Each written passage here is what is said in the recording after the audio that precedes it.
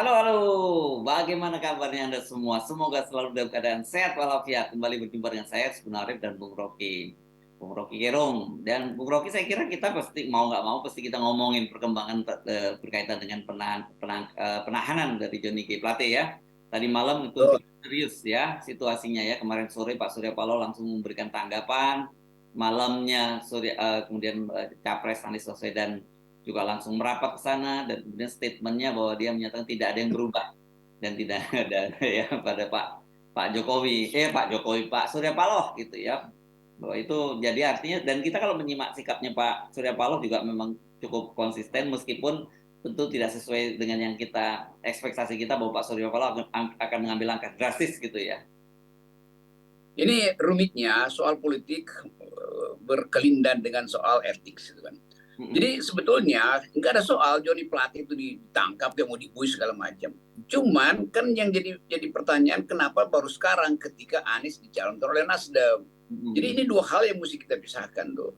Jadi kalau kita anggap bahwa ya ini kan soal hukum, betul soal hukum, tetapi ada faktor lain di situ, yaitu pencalonan Anies. Jadi orang akan menilai apakah karena Anies mencalonkan diri maka Johnny Plate harus ditangkap. Kalau Anies Hmm. nggak mencalonkan diri berarti nggak ditangkap dong Johnny Plate. Ya, Jadi ya, itu ya. pikiran etisnya. Artinya Jokowi memanfaatkan momentum politik ini untuk menyingkirkan Anies melalui peristiwa Johnny Plate. Jadi orang atau paling nggak saya menduga bahwa memang direncanakan untuk jadi semacam tawanan politik Jokowi Surya Paloh ini. Itu nggak fairnya di situ. Dari awal, dari 2 tahun lalu isu BTS itu udah ada tuh, kita udah dengar tuh. Kenapa nggak dari awal aja tuh? Nah, itu intinya tuh. Nah itu sebetulnya yang juga membuat Surya Paloh akhirnya memutuskan untuk kira-kira ya lawan aja kan. Karena kalau soal Johnny Plate ya udah dikasih aja ke kejaksaan. Tapi kalau itu akan membatalkan Anies Baswedan, itu nggak boleh. Kan prinsipnya begitu tuh. Walaupun kita tahu bahwa ya daya tahan Surya Paloh seberapa jauh kalau bisnisnya diganggu terus-menerus. Itu ujian pada kepribadian Surya Paloh tuh. Dan publik mungkin lagi tepuk tangan sekarang karena kelihatannya posturnya Surya Paloh mau melawan. Itu intinya tuh. Jadi kita hanya bisa mengamati itu. Sementara di tempat yang lain kita lihat bahwa Ganjar juga sebetulnya nggak tahu dia mau bereaksi apa kan. Karena tetap dianggap bahwa termasuk di dalamnya upaya PDIP untuk mengganti menteri-menteri Nasdem ini. Jadi kelihatannya ini komposisi politik akan sangat berubah. Tapi yang kita tunggu sebelum komposisi itu kita hitung, itu sikap dari Nasdem sendiri. Mau keluar apa mau bertahan di dalam kabinet, kan mestinya keluar aja langsung kan. Jadi tarik aja 3 menteri itu. Itu dasarnya supaya jelas bahwa Nasdem memang tidak ada di dalam koalisi Jokowi lagi sekarang. Karena memang Anies bukan dalam koalisi itu kok. Jadi itu juga kepastian yang mesti kita tunggu. Bersihkan dulu Nasdem dari kemungkinan opini publik bahwa Nasdem mau siksa lagi di dalam kabinet. Itu selesaikan dulu dengan statement resmi dari Surya Paloh bahwa kami keluar, bukan kami masih positif tinggi apa kalau soal terakhir itu akhirnya untuk mendepak Anies. Ya, saya kira itu yang sekarang ini publik tunggu ya, karena aku tunggu apalagi kalau kalau kemarin kan memang belum ada tindakan, ada kelihatan Pak Jokowi walaupun didesak-desak oleh PDIP untuk meresapel, Pak Jokowi tidak bertahan, Pak Jokowi bergeming, ya, jadi dia tetap mempertahankan Nasdem kan begitu ya. Jadi orang menduga ini berarti ada main-main dong antara Nasdem dengan Pak Jokowi kan gitu. Kalau sekarang kan jelas Pak Jokowi membiarkan Nasdem, menterinya Nasdem ditangkap dan diborgol. Itu yang saya kira itu yang membuat Pak Surya Paloh dalam kalimatnya yang meskipun tidak langsung menunjukkan dia marah gitu, yang bahwa dia melihat bagaimana terlalu mahal kata dia untuk melihat bahwa Johnny Plate seorang menteri di pakai rompi apa ya, oranye ya, ini rompi warna apa sih, saya bingung itu Ya waktu. merah rose itu beda beda Merah terus ya, merah terus. biasa itu agak beda. Ya, dan kemudian diborgol kan begitu. Nah, tapi kan kemudian pernyataan dari Anies yang saya tadi sebut bahwa tidak berubah dan tidak bergeser. Artinya kan sebenarnya yang orang tunggu memang soal ini, soal pencapresan itu gitu. Ya memang itu intinya kan. Jadi ya apapun kan udah 2 kali Nasdem sekjennya diborgol juga sebetulnya. Jadi dianggap ya udah biasa aja. Kalau ada yang koruptor ya diborgol aja kan. Jangan minta-minta kebaikan atau fasilitas lain tuh, seperti yang biasa terjadi pada pejabat. Jadi Nasdem mesti biar aja, itu memang proses hukumnya. Tetapi Nasdem nggak boleh mengatakan bahwa karena sakit hati di Borgol maka dia keluar. Bukan karena itu. Mestinya poinnya karena kami memang tidak lagi dalam koalisi dengan Jokowi, karena calon kami tidak di dalam wilayah koalisi Jokowi, itu Anies Baswedan, maka kami mundur. Lebih etis itu tuh. Jadi jangan lagi disentuh-sentuh soal Johnny Plate, itu biarin aja. Supaya betul-betul Nasdem perlihatkan pada publik dia nggak tersinggung Johnny Plate dipidanakan karena itu kalau barang buktinya ada cukup, maka pemenuhan unsur-unsur delik ya udahlah. Tetapi jangan itu menyebabkan efek samping pada merosotnya moral pendukung Anies, kan begitu dasarnya tuh. Jadi lebih baik clear dulu bahwa kami akan keluar. Karena itu soal kejaksaan silakan, tapi kami ingin konsisten karena pasti dengan ditangkapnya Johnny Plate itu artinya pekerjaan-pekerjaan di dalam kabinet tidak mungkin lagi kami gantikan, karena kalaupun kami usulkan menteri yang baru itu tetap dianggap bahwa bukan lagi satu kimia dengan koalisi pendukung pemerintah, kan itu aja. Jadi prinsip itu yang mesti clear. Dan saya kira sebenarnya opini publik memang seperti itu kok ya, Bung Rocky ya. Orang paham bahwa yes, makanya di awal gitu, oke, korupsi, memang ada korupsi, tapi yang jalan kasus ini nuansa politiknya jauh lebih kencang ketimbang soal korupsinya, kan itu sebenarnya. Dan target utamanya kan karena Surya Paloh tidak mau tunduk pada Jokowi, maka kemudian dihajar lewat Johnny Plate, dan target utamanya adalah Anies sebenarnya, bukan Johnny Plate itu gitu. Ya itu ya, publik sudah simpulkan itu. Yang ingin kita kritik adalah sikap istana yang masih mengulur-ulur waktu untuk menundukkan Surya Paloh dengan kasus Johnny Plate. Seharusnya kasus Johnny Plate ini dari awal diselesaikan, itu dikeluarin aja tuh dari kabinet tuh, kan intinya begitu kan. Jadi Jokowi tetap tahu bahwa sprindiknya bisa diulur waktu tuh, nunggu momentum. Itu yang nggak benar. Soal korupsi itu mesti nunggu momentum, nggak bisa. Kalau Johnny Plate dari awal diduga korupsi, percepat dong pemeriksaan itu. Tapi itu juga membutuhkan diplomasi Jokowi dengan PDIP. Kalau PDIP mungkin tekan lebih kuat, maka sekarang Jokowi kita sprindikan aja, atau kita tersangkakan aja Johnny Plate. Kan itu permainan di belakang layar hukum kan. Jadi tetap layar hukum itu seolah-olah dipakai untuk menyembunyikan layar politik. Itu yang tidak sehat, karena saya kira publik juga punya pemahaman yang sama gitu. Banyak kasus-kasus lain yang melibatkan politisi partai lain, terutama pendukung pemerintah, yang sampai sekarang ternyata tidak ada kelanjutannya, kan begitu.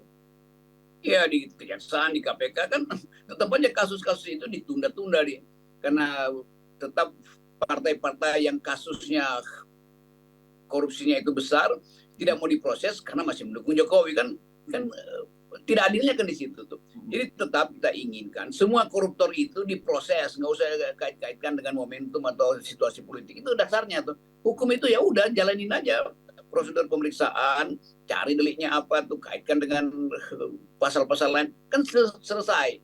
Jadi sebetulnya rakyat paham bahwa memang ada korupsi di dalam Kementerian Johnny Plate itu, udah itu satu soal.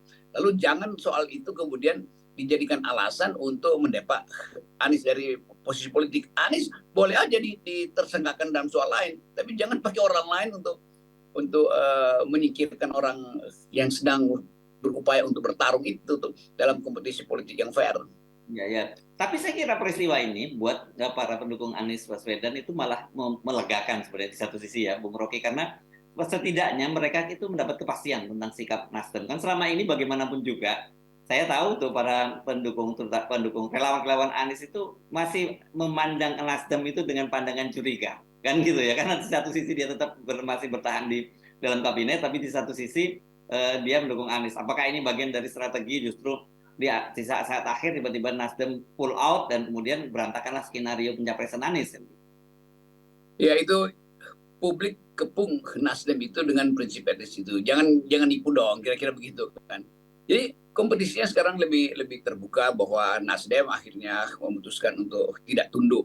Artinya tidak tunduk artinya tidak membatalkan Anies itu. Supaya juga Pak Prabowo tahu dan Ganjar tahu bahwa mereka bertiga akan bersaing kan. Kan itu lebih fair kan. Saya kira Pak Prabowo juga menganggap jangan dibatalkan dong, biar aja head to head itu. Kecuali Anies ada kasus pidana, kan gampangnya begitu. kecuali Ganjar ada kasus pidana, ya begitu aja. Jadi kalau kita lihat misalnya perkembangan ke depan, politik kita akan diasuh kembali oleh prinsip kesetaraan warga negara, kan itu dasarnya. Nah itu pentingnya Surya Paloh melepaskan diri dari kabinet, itu juga lebih masuk akal, supaya dia langsung dilihat sebagai hanya ingin mengasuh Anies. Pak Prabowo ada di dalam wilayah Jokowi kabinet. Pak Prabowo yang lebih sebetulnya lebih beradab, menganggap bahwa memang saya ada di dalam, karena itu saya tidak mungkin melakukan sesuatu yang kira-kira mendelegitimasi Presiden Jokowi. Kan gampangnya begitu kan. Sampai pada akhirnya di bulan September dia mencalonkan diri dan dia pasti harus mundur dari kabinet, karena nanti akan bersaing dengan orang yang dicalonkan Jokowi. Kan itu intinya kan. Tetapi kalau Jokowi sekaligus mencalonkan Prabowo, yang ada soal juga sebetulnya kan. Tetapi kan Pak Jokowi tetap sampai di akhir kotak suara dia masih ragu mau calonin siapa sebetulnya. Nah, keraguan-keraguan itu tidak boleh dinyatakan dengan cara menghilangkan dulu Anies, sehingga Jokowi tinggal pilih Prabowo atau Ganjar. Itu nggak fair tuh. Dan sebenarnya Pak Prabowo kan sudah memberikan sinyal ya, Bung Rocky, dalam pertemuan dengan Purnawirawan beberapa waktu yang lalu, ya kita pernah bahas juga, Pak Prabowo ingin persaingan itu berlangsung fair. Dia menyatakan itu semua itu kok putra-putra terbaik bangsa. Itu sahabat-sahabat saya, Pak Anies, Pak Ganjar. Jadi jangan jangan tegang dalam situasi politik. Nah, kalau begini-begini terus ya memang akan situasi menjadi tegang, dan bagaimanapun juga ini yang kita mesti pikirkan, ini Pak Jokowi itu setelah ini dia tidak jadi presiden. Itu yang harus kita ingatkan selalu pada Pak Jokowi. Jangan cari banyak perkara gitu loh menjelang akhir masa jabatannya.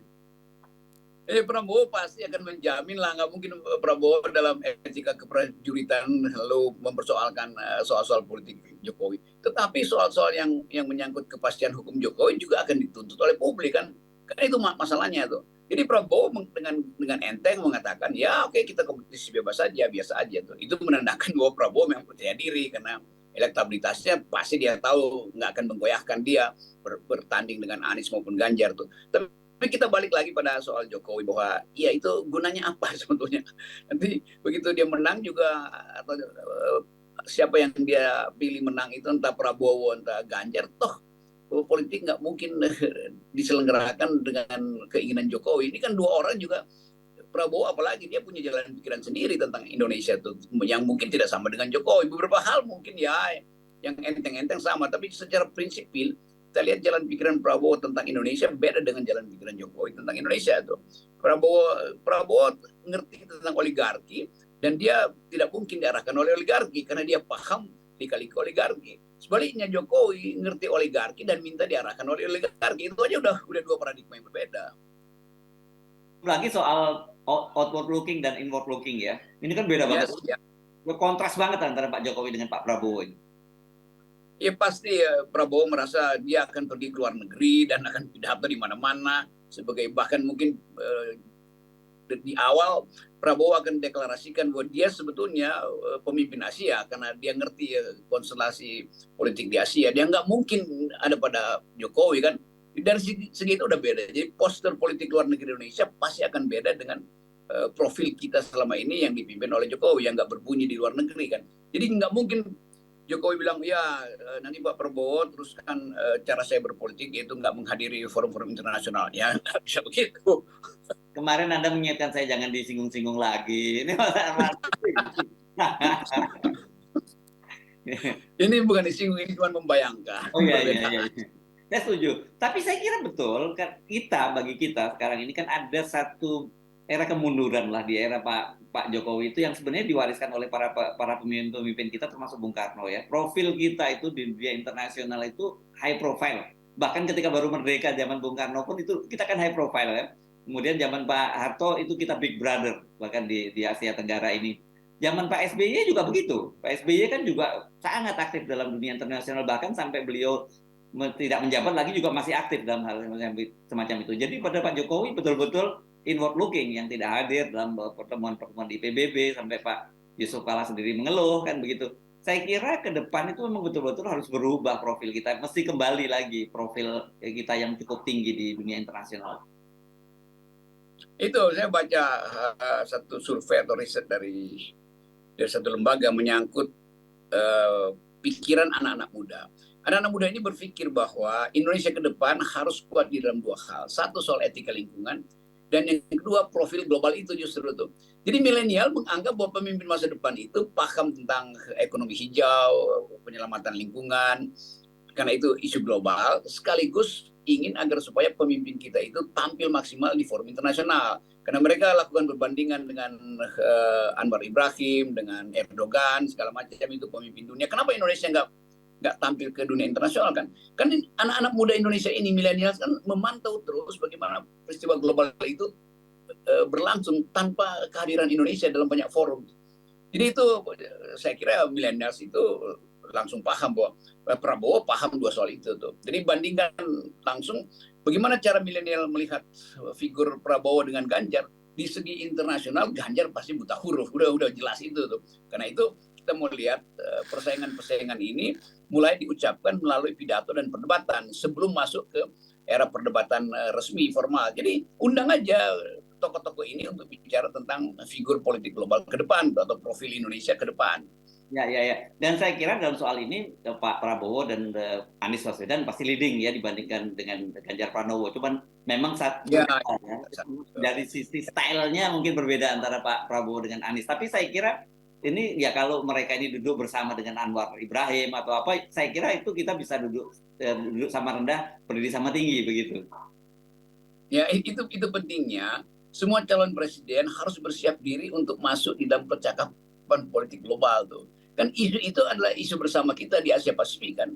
Soal Cina Selatan, soal Taiwan, soal Indo-Pasifik, soal Papua. Jadi mestinya pemimpin-pemimpin kita itu duel argumen di dalam isu yang lebih bermutu, yaitu politik global tuh, bukan sekedar kasak-kusuk cari wapres yang juga sebetulnya perspektifnya apa dalam politik global kan. Itu pentingnya. Jadi kita lihat misalnya kalau debat tentang politik global antara Anies, Prabowo, dan Ganjar itu langsung kelihatan timpangnya. Itu Ganjar pasti kelebahan atau terengah-engah untuk masuk dalam isu itu.